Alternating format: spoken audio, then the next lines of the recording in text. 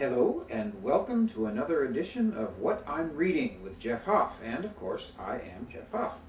I just finished an interesting book. I'd had it on my shelf for a long time and I didn't even realize I'd had it. It's by Neil Gaiman, who did the Sandman series and Neverwhere. It's called American Gods. And he's a marvelous, marvelous writer. I knew little or nothing about him. I had actually been following him on Twitter and didn't even know who he was, really. And I just happened to notice that I'd had it on my shelf, and so I started reading it.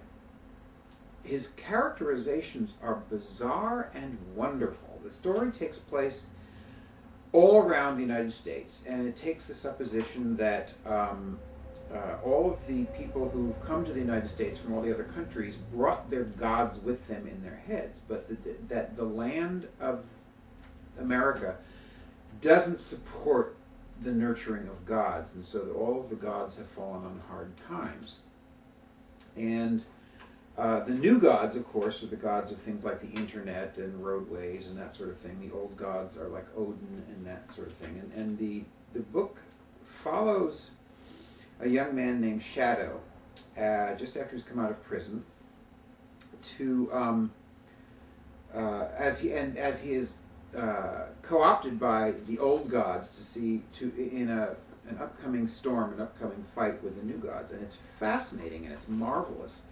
The notion of all of the different gods working in concert with each other in order to fight the new gods and in order to find what little belief there is left in the country is really a fascinating concept. And it's a very exciting book, too. I mean, it has some twists and turns at the end. Of course, I'm not going to tell you what they are because they surprised me, and I love it when I'm surprised by a novel. But they surprised me in a way that's logical, too. A lot of times, a book will throw in a surprise or a twist, and you go, come on, don't do that. But this, when you go back and think about it, everything leads up to the twists and leads up to the turns, and so that's quite lovely.